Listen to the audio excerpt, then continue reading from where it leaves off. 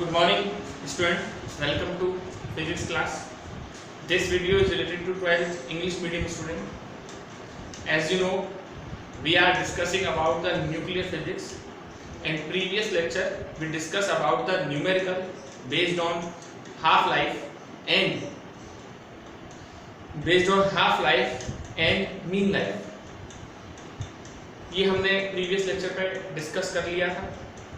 तो आज जो हम डिस्कस करेंगे वो हम थ्योरेटिकल चैप्टर डिस्कस करेंगे, यानी थ्योरेटिकल आज हमारा टॉपिक है, उसको डिस्कस करेंगे. और वो हैं आपके अल्फा डिके, बीटा डिके और गामा डिके. ठीक है, तो आइए देखते हैं, उसको स्टडी करते हैं.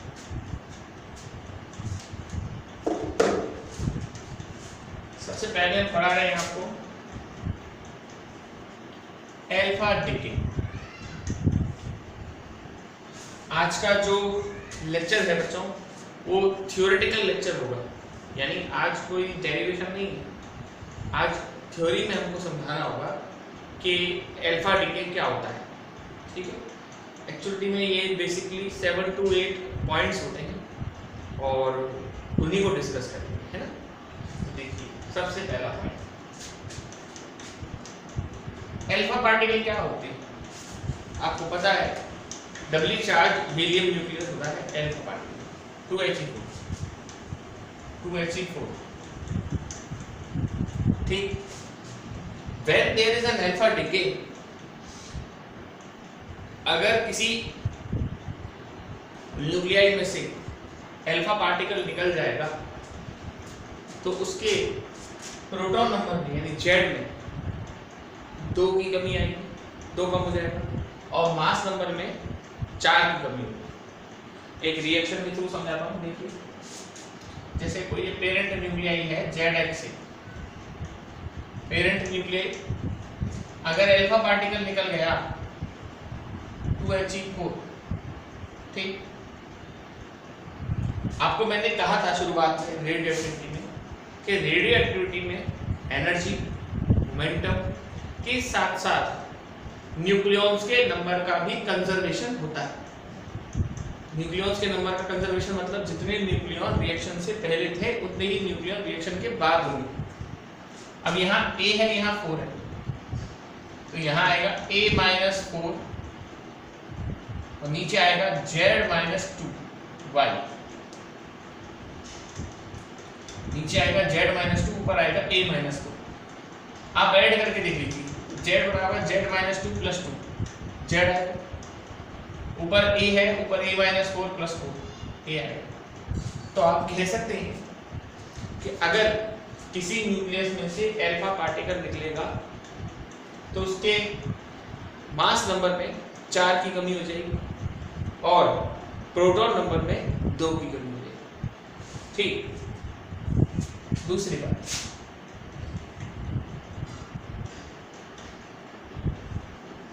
Ionisation power.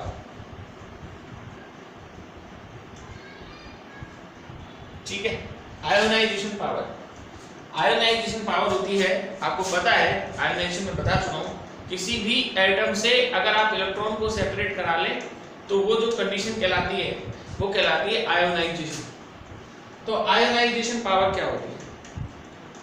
तो किसी भी न्यूक्लियस की जो आयोनाइजेशन पावर होती है, मतलब अल्फा पार्टिकल की आयोनाइजेशन पावर जो होती है वो सबसे ज़्यादा होती है, क्योंकि बीटा और गामा के कंपैरिजन में इसमें चार्ज सबसे ज़्यादा होता है. यानी ionisation power of alpha particle is very high, बहुत ज़्यादा होती है. ऑलमोस्ट 100 टाइम ऑफ बीटा की 100 टाइम होगी, 100 time of beta and 10,000 time of gamma. Beta की तो 100 गुना होगी और गामा की 10,000 टाइम आयोनाइजेशन पावर. ठीक, इसी बात तीसरी है पेनिट्रेशन पावर. पेनिट्रेशन पावर क्या होता है? आयोनाइजेशन पावर में एक बात और बतानी थी, वो ये कि अल्फा पार्टिकल ज्यादा दूर तक ट्रैवल नहीं कर पाते, रेंज बहुत कम होती है, वो बता देंगे चलो आपको। पेनिट्रेशन पावर क्या होती है? पेनिट्रेशन पावर होता है, हिंदी में इसको बोलते हैं भेदन क्षमता। मतलब जैसे अब ये बोर्ड है, अगर अल्फा पार्टिकल इस बोर्ड पर डाला जाए तो क्या इस बोर्ड को पार करके निकल जाएगा? उसी को अपन बोलेंगे उसकी पेनिट्रेशन पावर। तो अल्फा पार्टिकल एक तो हैवी है, ऊपर से इसकी आयोनाइजेशन पावर भी क्या है? ज्यादा है।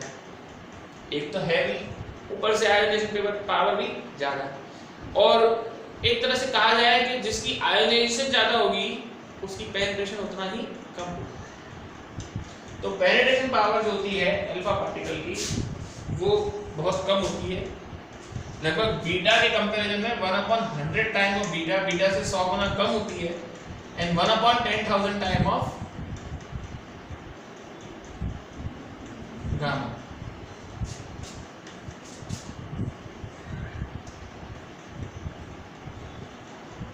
Deflection through electric and magnetic field. हाँ जी, अल्फा पार्टिकल पे चार्ज होता है, और अगर कोई चार्ज पार्टिकल किसी इलेक्ट्रिक फील्ड में से ऊपर जाए या फिर किसी मैग्नेटिक फील्ड में से ऊपर जाए तो वो डिफ्लेक्शन शो करता है, और चार्ज भी अच्छा खासा है। तो अल्फा पार्टिकल एक तरह से कहा जा सकते हैं कि ये डिफ्लेक्शन शो करते हैं, है ना। Effect of photographic plate, effect of photographic plate.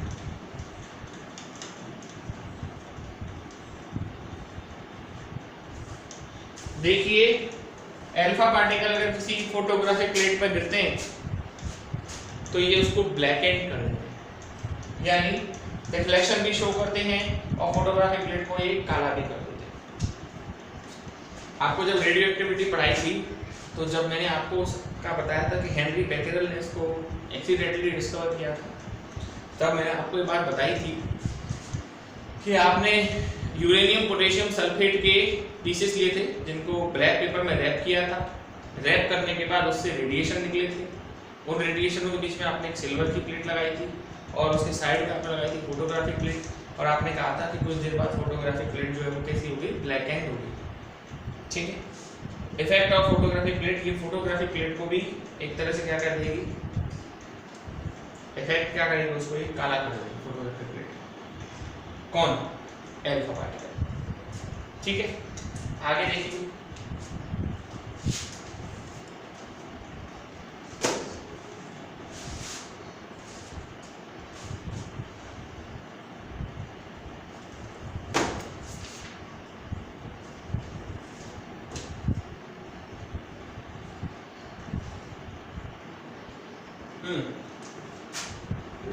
इसी पे देख लेते हैं वेलोसिटी।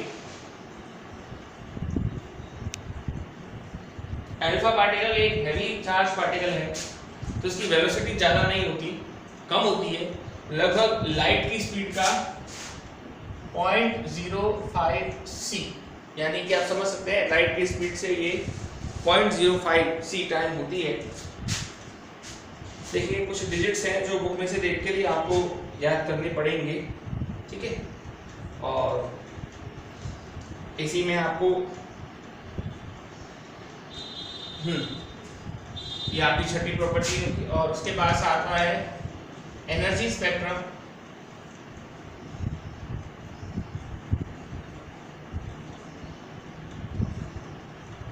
इसका जो एनर्जी स्पेक्ट्रम होगा अल्फा पार्टिकल का एनर्जी स्पेक्ट्रम वो लाइन स्पेक्ट्रम होगा। आप समझ सकते हैं लाइन स्पेक्ट्रम कैसा होता है, यानी कंटिन्यूअस नहीं होगा, डिस्क्रीट होगा। ठीक, एक आप याद कीजिए अल्फा स्कैटरिंग पढ़ाई थी मैं आप लोगों को, रदरफोर्ड अल्फा स्कैटरिंग। उसमें जो स्क्रीन देते हैं उस स्क्रीन पर हम जिंक सल्फाइड की पॉलिश करते हैं ना। क्यों करते हैं जिंक सल्फाइड की पॉलिश? जैसे ही अल्फा पार्टिकल उस जिंक सल्फाइड की प्लेट पर इंसिडेंट होता है, क्या प्रोड्यूस करता था? फ्लैश प्रोड्यूस करता था। तो अल्फा पार्टिकल फ्लैश प्रोड्यूस करते हैं जिंक सल्फाइड पर गिरने के बाद। एक लास्ट प्रॉपर्टी रहेगी और वो रहेगी रेंज।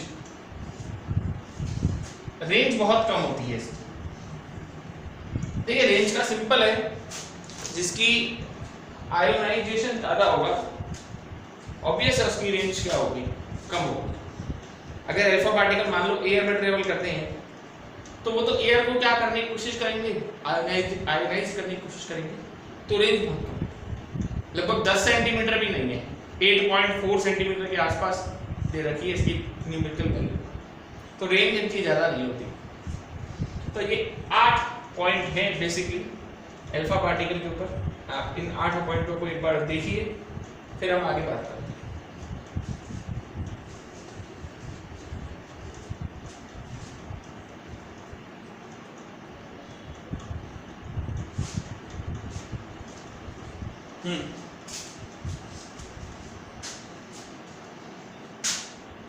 थ्योरेटिकल टॉपिक है, मैं फिर कह रहा हूँ आपसे, कोई न्यूमेरिकल नहीं है, थ्योरेटिकल है और अच्छा टॉपिक है। डिफरेंस आ सकते हैं, दो प्रॉपर्टी का दिखाने को आ सकता है, इसके दो प्रॉपर्टी के बीच में डिफरेंशिएशन क्रिएट करिए, क्या है क्या नहीं है ना।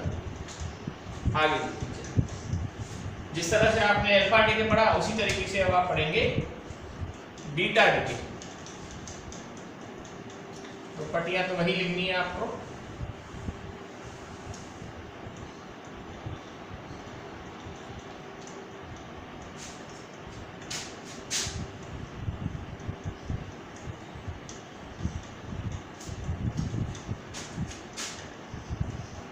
बीटा डीके बहुत से बच्चे ये नहीं जानते कि बीटा पार्टिकल होते क्या हैं। क्या होते हैं बीटा पार्टिकल? दो तरह के बीटा पार्टिकल होते हैं। There are 2 type of beta particle. दो तरह के बीटा पार्टिकल होते हैं। कौन कौन से?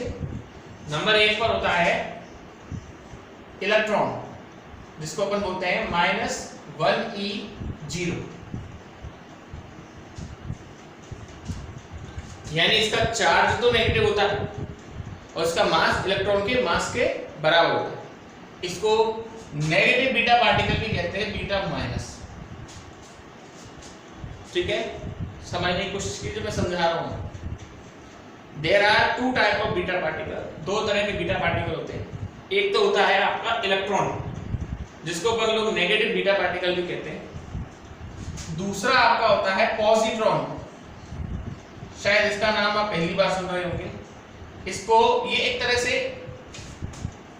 इलेक्ट्रॉन का एंटी पार्टिकल है। एंटी का मतलब होता है बिल्कुल अपोज, यानी अगर इसका चार्ज नेगेटिव है तो इसका चार्ज पॉजिटिव होगा। और 1e0 इसको बीटा प्लस भी कहते हैं। ये पॉजिट्रॉन है, इसका चार्ज है 1e0 और इसको अपन क्या कहते हैं? Beta plus. तो एक इलेक्ट्रॉन है, एक पॉजिट्रॉन है। ठीक है, इलेक्ट्रॉन का चार्ज नेगेटिव होता है -1e0 और एक पॉजिट्रॉन है। तो पहली प्रॉपर्टी लिख लीजिए, जैसे कोई पेरेंट न्यूक्लियाई है Z से, अगर उसमें से कोई भी बीटा पार्टिकल निकल गया,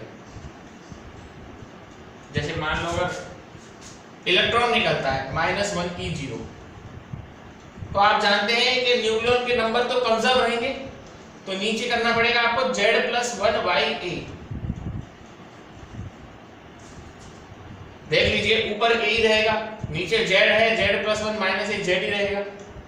ये कब है? ये इलेक्ट्रॉन निकला। और अगर पॉजिट्रॉन निकलता, Z से पॉजिट्रॉन निकलता, 1e0 निकलता, तो यहां पर क्या आता बताओ?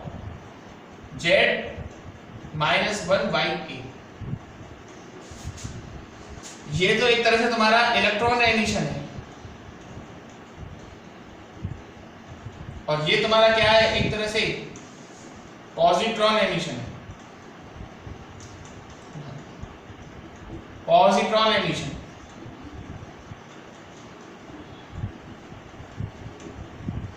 ऐसा इसलिए कर रहा हूं कि सारी प्रॉपर्टियां यही हैं, इसी में आगे बार-बार लिखना ना पड़े।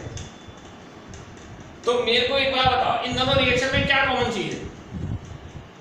अगर किसी पेरेंट न्यूक्लियाई में से या तो इलेक्ट्रॉन निकल जाए या फिर क्या निकल जाए, पॉजिट्रॉन निकल जाए, कोई भी निकल जाए, दोनों ही कंडीशन में उसके मास नंबर में कोई चेंज नहीं है। देखो यहाँ भी ए है, यहाँ भी ए, लेकिन प्रोटॉन नंबर में एक की कमी भी हो सकती है, एक की इंक्रीमेंट भी हो सकता है।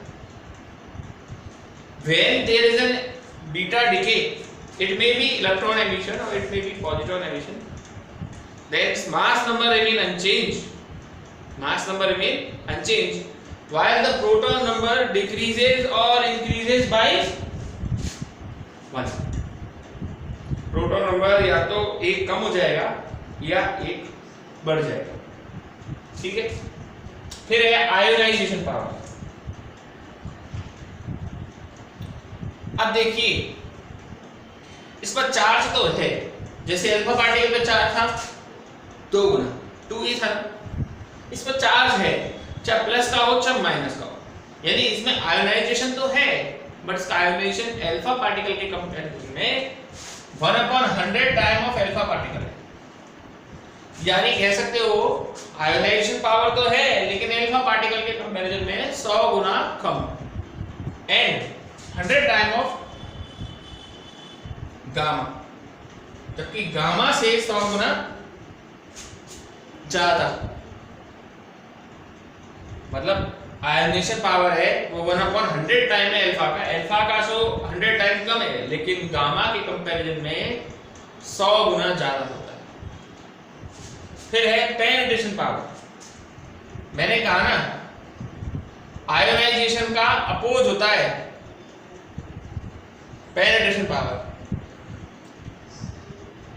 अगर आयोनाइजेशन ज्यादा होगा तो पेनिट्रेशन कम होगा, और अगर मतलब अपोज चलता है। अब इसकी सीधी सी बात है, अल्फा पार्टिकल के कंपैरिजन में इसका आयोनाइजेशन कम है तो इसका पेनिट्रेशन पावर अल्फा के कंपैरिजन में तो 100 टाइम्स होता है, 100 time of alpha, but 1/100 time of gamma. Gamma के कंपैरिजन में इसका जो आयोनाइजेशन पावर है वो 100 गुना कम होता है। Deflection through electric field and magnetic field. आपको पता है कि चाहे इलेक्ट्रिक फील्ड हो चाहे मैग्नेटिक फील्ड हो, चार्ज पार्टिकल है ना, तो चार्ज पार्टिकल होने की वजह से ये आपका डिफ्लेक्शन शो करता है। चाहे इलेक्ट्रिक फील्ड हो चाहे मैग्नेटिक फील्ड है, दोनों पर चार्ज है, और चार्ज पार्टिकल तो कभी भी जाए तो ये डिफ्लेक्शन शो करेगा। इफेक्ट ऑफ फोटोग्राफिक प्लेट, बिल्कुल करेगा, इफेक्ट करेगा फोटोग्राफिक प्लेट पर, और अगर जिंक सल्फाइड पर करेगा तो ये भी क्या प्रोड्यूस करेगा, फ्लैश। ठीक है, जिंक सल्फाइड या बेरियम प्लेटिनम साइनाइड पे करेगा तो ये फ्लैश प्रोड्यूस करेगा। वेलोसिटी देखिए, वेलोसिटी 1% से लेके 99% तक लाइट की स्पीड के बराबर हो सकता है। बीटा पार्टिकल की जो स्पीड है वो 1% से लेके 99% तक लाइट की स्पीड के बराबर हो सकती है।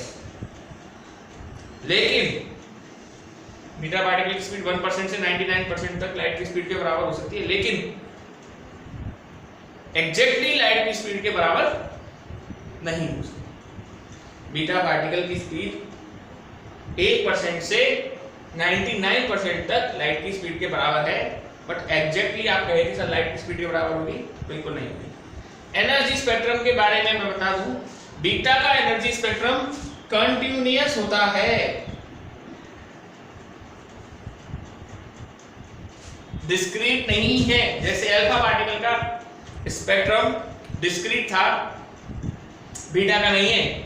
बीटा का स्पेक्ट्रम कंटिन्यूअस है, एंड द रेंज, चूंकि आयोनाइजेशन पावर जो है वो इसकी थोड़ी सी कम है, तो ऑब्वियस बात है जब आयोनाइजेशन पावर कम होगी तो रेंज अल्फा के कंपैरिजन में तो क्या होगी, ज्यादा, पर बहुत ज्यादा भी नहीं है। ठीक है, ये आर्क प्रॉपर्टी इसकी है बीटा पार्टिकल की, एक बार देख लीजिए आप।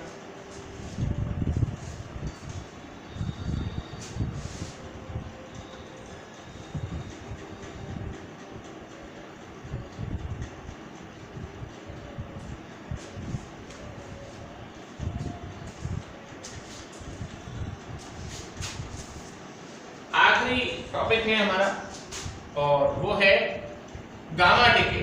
तो मैं थोड़ा सा जो प्रॉपर्टीज हैं उनको छोड़ देता हूँ, उसके अलावा करता हूँ।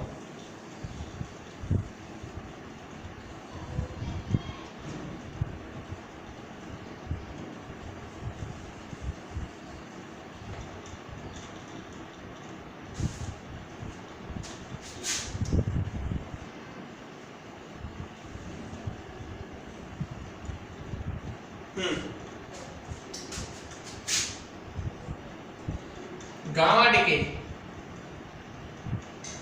गामा पार्टिकल क्या होते हैं, है ना? तो मैं बता दूं आपको, गामा पार्टिकल जो होते हैं ना एक्चुअलिटी में वो फोटोन है। Gamma particle are photon, but these are those photon whose energy of the order of mega electron volt। जिस तरह से beta particle doubly charge alpha particle doubly charge helium nucleus था, बीटा पार्टिकल इलेक्ट्रॉन था, positron था, gamma ऐसा कुछ नहीं है। गामा पार्टिकल एक तरह से शुद्ध और प्योर एनर्जी पार्टिकल है, फोटोन। लेकिन ये ऐसा वैसा फोटोन नहीं है, ये ऐसा फोटोन है जिसकी एनर्जी मेगा इलेक्ट्रॉन वोल्ट में होती है। तो ये फोटोन है पहली बात तो, of energy MeV, mega electron volt. आप कहेंगे सर फोटोन तो हमने 11 चैप्टर में ही पढ़ा था, क्या नया पढ़ा रहे हैं इसमें आप? देखिए 11:32 देखिए, वहां जो आपने फोटोन पढ़ा था उसकी एनर्जी इलेक्ट्रॉन वोल्ट में थी। अगर किसी एनर्जी पार्टिकल की एनर्जी मेगा इलेक्ट्रॉन वोल्ट के ऑर्डर की आ जाए तो वो भाई आपके गामा पार्टिकल्स हो गए, ठीक है? तो गामा पार्टिकल की एनर्जी मेगा इलेक्ट्रॉन वोल्ट के ऑर्डर की होती है। दूसरा है आयोनाइजेशन पावर, ठीक है? तो आयोनाइजेशन पावर क्या होती है, ठीक है ना? तो मैं बता दूं आपको आयोनाइजेशन पावर क्या है। गामा पार्टिकल के पास कोई चार्ज नहीं है और ना ही उसके पास कोई मास है। फोटोन की यही प्रॉपर्टी आपने पढ़ी थी, photon is a chargeless and massless particle, ना चार्ज ना मास। तो आयोनाइजेशन पावर इसकी अल्फा के कंपैरिजन में 1/10,000 टाइम ऑफ अल्फा है और बीटा के कंपैरिजन में 1/100 टाइम ऑफ बीटा, यानी अल्फा की कंपैरिजन में 10,000 गुना कम होगी और बीटा के कंपैरिजन में लगभग 100 गुना कम होगी। इसके बाद पेनिट्रेशन पावर, पेनिट्रेशन पावर क्या होगी? पेनिट्रेशन पावर सर इसकी ज्यादा हो जाती है, यानी कि पेनिट्रेशन पावर आप कह सकते हैं कि इसके कंपैरिजन में, अल्फा के कंपैरिजन में पेनिट्रेशन पावर जो होगी वो ज्यादा। पेनिट्रेशन पावर अगर देखें तो मैंने कहा था उल्टा होता है, तो ये अल्फा के कंपैरिजन में तो 10,000 टाइम ऑफ अल्फा होगी और बीटा के कंपैरिजन में 100 टाइम ऑफ बीटा होगी। होनी भी चाहिए। जब किसी के अंदर किसी को चार्ज करने की प्रॉपर्टी नहीं है, यानी आयोनाइज करने की प्रॉपर्टी नहीं है, तो ऑब्वियस बात है उसकी पेनिट्रेशन पावर तो बहुत ज्यादा होगी, ठीक है? हाईली है पेनिट्रेशन पावर इसकी, क्या है? बहुत ज्यादा होगी। Penetration power of gamma particle is very high. और deflection through electric and magnetic field, no, कोई डिफ्लेक्शन नहीं होगा, कारण चार्ज नहीं है। जब कोई चार्ज ही नहीं है तो ये इलेक्ट्रिक फील्ड से और मैग्नेटिक फील्ड से कोई डिफ्लेक्शन शो नहीं करती। अगर इसमें चार्ज होता तो ये इलेक्ट्रिक और मैग्नेटिक फील्ड से डिफ्लेक्शन शो करती, बट कोई चार्ज न होने की वजह से कुछ नहीं शो करती। इफेक्ट ऑफ फोटोग्राफिक प्लेट, बिल्कुल ठीक, फोटोग्राफिक प्लेट को ये काला करती है। गामा पार्टिकल एनर्जी पार्टिकल्स होते हैं, ये काला करती है। अगर आप इस प्रॉपर्टी को देखें, 5वें नंबर की प्रॉपर्टी को, तो ये तो सब में सारे हो, चाहे अल्फा हो, चाहे बीटा हो, चाहे गामा हो, सभी क्या करते हैं? ब्लैक करते हैं। किसको? सारी की सारी प्लेट आपकी क्या कर देती है? ब्लैक कर देती है। फोटोग्राफिक प्लेट को ये सभी क्या करती हैं? काला करती है।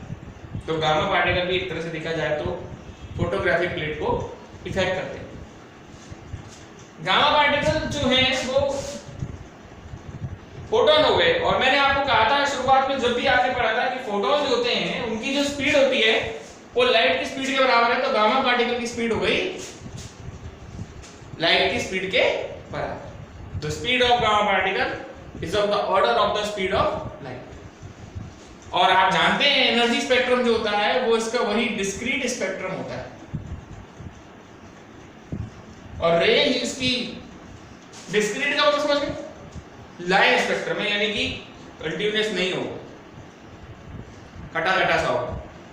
रेंज गामा पार्टिकल की जो रेंज है वो सबसे ज्यादा होगी, मैक्सिमम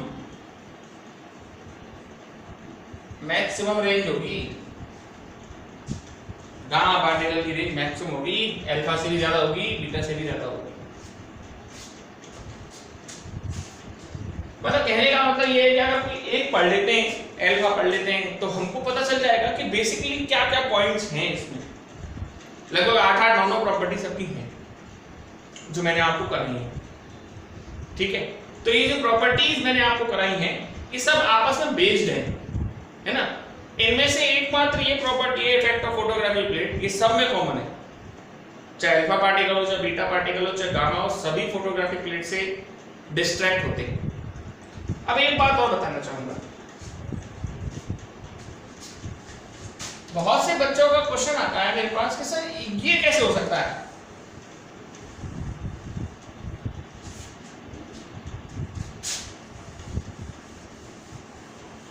बहुत से बच्चे कहते हैं सर अल्फा तो बहुत अच्छी तरीके से समझ में आया, बीटा ही बहुत अच्छी तरीके से समझ में आया, गामा कैसे निकलेंगे। जैसे कोई न्यूक्लियस है ZX से, पेरेंट न्यूक्लियस, अगर इसमें से गामा पार्टिकल निकल गया, गामा ऐसे बनाते हैं गामा, तो उसके मास नंबर, प्रोटॉन नंबर में कोई चेंज नहीं होगा, मास नंबर में कोई चेंज नहीं होगा।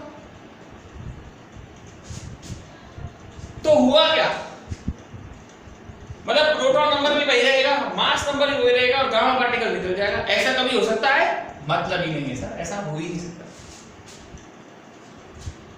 फिर क्या, मतलब अगर किसी में से गामा पार्टिकल निकलेगा तो उसके प्रोटॉन नंबर में कोई चेंज नहीं आएगा, इवन उसके मास नंबर में कोई चेंज नहीं आएगा। मैं ये कह रहा हूं इस बात को, अगर खाली गामा पार्टिकल निकलेगा तो नहीं कह सकते। लेकिन आपने जब अल्फा डीके पढ़ा था तो ये पढ़ा था ZX से, और अगर अल्फा पार्टिकल निकल जाता है 2He4 और Z-2 Ya-4, ठीक है। और ऐसे ही आपने बीटा पढ़ा था ZX से Z-1 Ya-1E0 और ZX से Z+1 Ya-1E0। ये तो वो रिएक्शन है जो आपने पढ़ी है। देखिए ये अल्फा डीके और ये दोनों बीटा डीके। तो जब कभी भी डीके होता है, मैंने बताया था, चाहे अल्फा डीके हो चाहे बीटा डीके हो, एनर्जी रिलीज होती है इसमें। रेडियो एक्टिविटी में जब कभी भी या तो अल्फा पार्टिकल निकले या बीटा पार्टिकल निकले, कुछ ना कुछ एनर्जी निकलती है Q, कुछ ना कुछ एनर्जी निकलती है Q। तो वो जो एनर्जी निकल रही है ना Q, वो जो है वो मेगा इलेक्ट्रॉन वोल्ट के ऑर्डर की होती है। किस ऑर्डर की होती है? मेगा इलेक्ट्रॉन वोल्ट के ऑर्डर की। और यही आपके गामा पार्टिकल्स। तो गामा पार्टिकल्स सेपरेटली कभी किसी न्यूक्लियस से नहीं निकलते। गामा पार्टिकल जब आपका अल्फा डीके होता है या जब बीटा डीके होता है तो उसके साथ साथ हम निकलते हैं। जब कभी किसी रिएक्शन में अल्फा पार्टिकल निकल जाता है या किसी रिएक्शन में आपका बीटा पार्टिकल निकल जाता है तो उसके साथ जो एनर्जी रिलीज होती है वो मेगा इलेक्ट्रॉन वोल्ट के ऑर्डर की होती है। वही आपके क्या होते हैं? गामा पार्टिकल्स होते हैं। तो गामा पार्टिकल्स के लिए कोई अलग से रिएक्शंस नहीं होंगी, जैसे अल्फा के लिए बताई, बीटा के लिए बताई, ऐसा गामा के लिए कोई अलग से रिएक्शन नहीं होगी।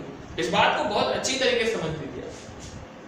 तो आज का जो बेसिक टॉपिक रहा वो रहा अल्फा, बीटा और गामा, जिसके मैंने आपको डीके समझाया कि अल्फा डीके होगा तो क्या होगा, बीटा डीके होगा तो क्या होगा और गामा डीके होगा तो क्या होगा। तो अल्फा, बीटा, गामा डीके मैंने आपको अच्छी तरीके से समझा दिए और थ्योरेटिकल टॉपिक है, समझिएगा, देखिएगा वीडियो को कई बार तो आपको समझ में आ जाएगी। बेसिक वही 8 प्रॉपर्टीज हैं, उनको डिस्कस करते, रिएक्शन बाय भी समझाया गया। अभी तो डिटेल में अल्फा, बीटा, गामा को स्टडी और करना है, कल हम डिटेल में अल्फा डिके को स्टडी करेंगे। Okay, that's all for today.